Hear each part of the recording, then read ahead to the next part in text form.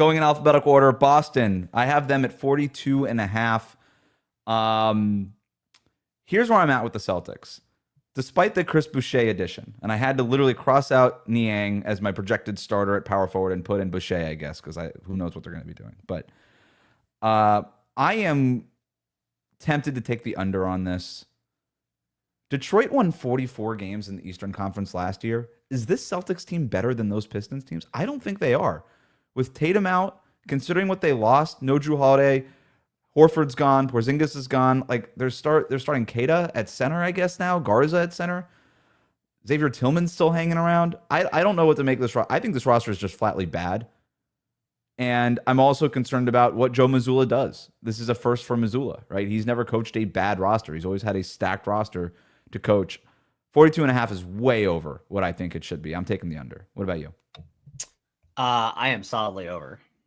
Okay. I am not with you here. Not surprising for how it's okay. You'd say how folks feel. I've got him at 40. I've got him at 46.9. I think it's a touch high based on my projection, right? I've got that like a touch high. Mm-hmm. The key I think here is how good do you think Derek White and Jaylen Brown are when they're the 1 and 2 guys? And you can say, well, they're not Jason Tatum. Okay, that's totally fine. But together, Jaylen Brown and Jason Tatum are probably a better player than Devin Booker, right? And they're a better player than some of these other teams that are kind of propped up by one guy. This number, I think, it's telling you they're going to be a 500 team. Experience gets them a one or two wins over. And the East is still so bad. And this is, to me, is a large part of it, is Mazzulla has built a system. And they were like this before Mazzulla was the head coach. When he was an assistant, they were like this too. When it was Stevens to Udoka to Mazzulla, their floor is just exceptionally high. Like they come prepared to play more nights than almost any team in the league. Last season, I think OKC overtook them, but they still come to play prepared. They don't screw around. Like they are ready to play every night, and they execute at such a high level that a lot of these teams that are more talented but figuring themselves out are going to lose, because Boston's just going to be like, yeah, we made the plays. We didn't turn the ball over. We made our free throws. We did the XYZ. Those fundamental things. We made more threes. I'm not an Anthony Simons guy.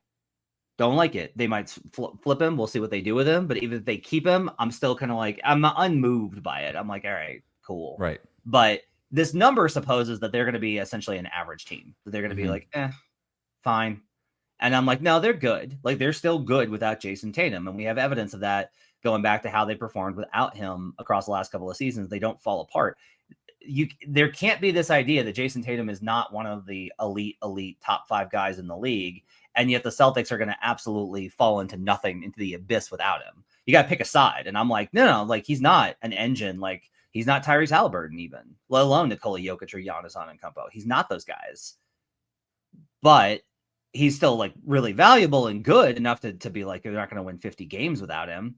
Right. But there's a big gap there, I think, between 43 wins and 49 wins. And that's where Boston can get to. If they win like 49 wins, Joe Mazzulla's in play for coach of the year. And it's like, what a story, and the Celtics and Celtic pride and all these types of things. I don't necessarily think that's going to happen. I think it's like 45 wins in a cloud of dust, and they'll be a pain in the playoffs, and then they'll be out, and then Tatum will come back, and then we'll see what they do with the roster. But there's no reason for them to tank. There's no real, I don't think you can tank. It would take sitting so many guys. Or just a big injury to Brown or White. Yeah, and then you have to but even then, if there's a big injury to White, you still have to be like, hey, Jaylen, we need you to shut it down, right? We need you to forgo all of your contract, whatever bonuses are in your contract structure, those are out. And the other thing I think is Porzingis and Holiday were sneakily not awesome last year. Like you mentioned this with Atlanta. When Boston gives up on guys, it's usually because they know something you don't.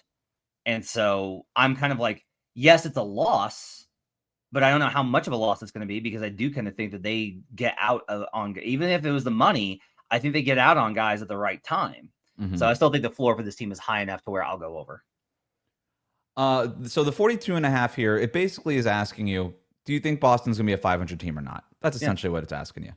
You think that they will be? I don't. I don't know. I might go 40, 41 wins. I just I would disagree on the. I understand what you're saying about Jason Tatum, and I do think you and I just generally disagree on that. Somehow I'm higher on Tatum. I don't know how that happened, the Miami guy, but when you lose, I do think he's an engine. I think he's hugely important to what that team does. There's very few players who I would trust to make the maybe not the best decision, but to not make a bad decision with the ball in his hands than Tatum. That guy just generally knows how to run that offense. To me, it's like Tua for the Miami Dolphins. Is that the best quarterback in the league? No. But does anybody know how to run that specific system better? No. And Tatum just knows how to run that Celtics offense better than anybody. And so much of it has to do with his size and his carefulness. And he is a good passer and his ability to drive and kick. And I think Derek White can do some of this in pick and roll. I don't love Jaylen Brown doing it. I think Peyton Pritchard could do a little bit of it here and there. But the more you ask Derek White and Peyton Pritchard and Jaylen Brown to do more of these things, the more you're taking away from the stuff that they do really well. Like that battering ram part of Jaylen Brown's game where he's able to finish plays, or Derek White kind of being off ball and doing all the cutting and all the stuff that he does. I don't know. When you lose a guy like Tatum, I just feel like stuff falls apart. I'm not going to say they're going to win 30 games. I would just hedge a little under 500. I get it. I think a good question to kind of ask is what a lot of this gets into what you think of Joe Mazzulla. Yeah, because a lot of it is, I think you're right. If they try and run the last 2 years, especially last year, because I wrote a lot about this, that they went too far into the bit of just like everything was ISO, find a 3-point shooter. The comments from Mazzulla kind of suggest that they're going to have a little bit of a different approach because they get to experiment a little bit this year because they need to find different solutions with what they've got. There's not like a clear-cut formula, which is Tatum forces a switch, punishes that matchup, and then kicks to shooters. What's Mazzulla say? The whale hunting or something? What's he called? I try not to. His comments are always like I'm always like rolling Hornets? my eyes Is it through my bees? skull. Something like that. Yeah, there's an animal in there. Okay. But I do think he's a good enough coach where he's going to do something different.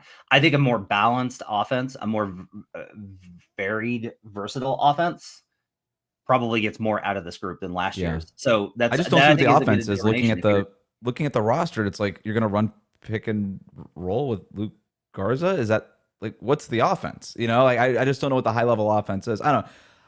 I'm glad the Mazzulla thing is the big thing. To me, it's a first for Joe Mazzulla. He's had a loaded roster for 2 years. He's done a great job. I'm not trying to take anything away from him. This is a different job than he's had the last 2 years, and I think there's going to be an adjustment period. So we disagree on Boston. Who would have thought I was going to be lower on Boston?